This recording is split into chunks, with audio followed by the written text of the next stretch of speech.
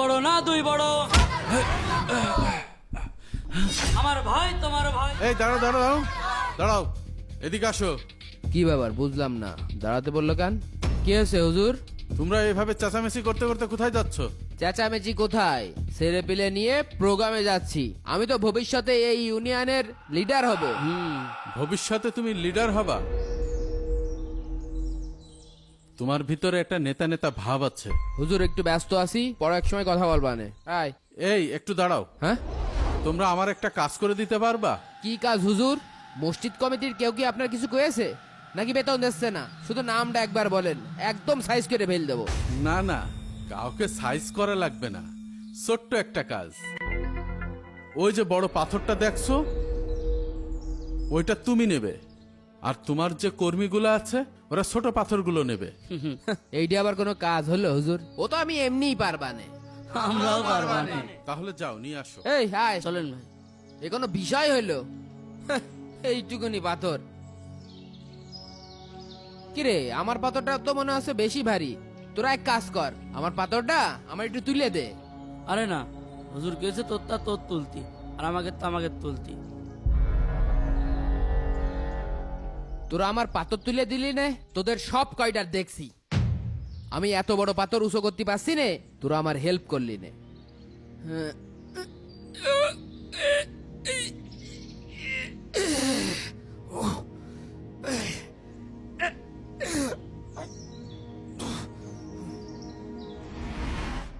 হুজুর, এই যে আমার পাথর। তা তোমাদের লিডার কই? আসতে এই যে চলে এসে। হুজুর, এই যে পাথর। চলে এসো আমার সাথে, আসো।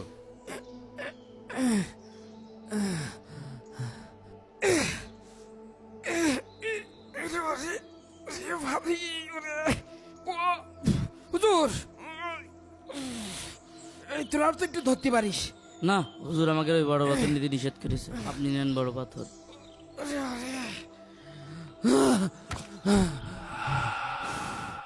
হুজুর, আপনি বললেন যে এটা ছোট কাজ, অথচ এই পাথর আমাকে টেনে আনতে যে আমার জীবন শেষ হয়ে গেছে। আমি এইটাই দেখতে চেয়েছিলাম। মানে আপনার কথাটা ঠিক বুঝলাম না হুজুর। তুমি যে পাথরটি নিয়ে আসলে, এটা তোমার ভবিষ্যতের রাজনৈতিক জীবন। তুমি বলছো নেতা হবে, এটাই তোমার নেতা হওয়ার রাস্তা। এই বড় পাথর তুমি একা টেনেছ, কেউ সাহায্য করেনি। কষ্ট তো তোমার একারই হয়েছে। হ্যাঁ হুজুর, খুবই কষ্ট হয়েছে। এই কষ্টটুকুই তোমার ভবিষ্যতের প্রতীক। তুমি যদি সত্যিকারের নেতা হও, তখনও সবাই বলবে তুই কর। তোমার কর্মীরা ছোট্ট একটা ইট নিয়ে মজা পেল, কারণ তারা জানে তোমার লক্ষ্য বড়, তোমার বোঝাও বড়। তাও ঠিক কয়েছেন। বর্তমানে রাজনীতি হলো মানুষের হক নষ্ট করা, আর তুমি যত বেশি হক নষ্ট করতে পারবা, তুমি তত বড় নেতা হতে পারবা। এই জুলুমের সবচেয়ে বড় তালিকা হচ্ছে মানুষের উপর জুলুম করা, ব্যাংক লুটপাট করা, অর্থ পাচার করা, আর মানুষের উপরে প্রচন্ড জুলুম করা। আর এই পাথরের মতোই তোমার সম্পদগুলো কিয়ামতের দিন তোমার উপর চাপিয়ে দেওয়া হবে। কি কন হুজুর, ওরা আমার সাথে সবসময় অশাল্যে কাজ করেছে, তাহলে আমার এই অশাল্যে কাজের ভাগিদার ওরা হবে না? না, কিয়ামতের দিন কেউ কারোর পাপ বইবে না। যেমন আজকের দিনে তোমার এই পাথরটা কেউ বইল না, তোমার নিজেকেই বইতে হলো।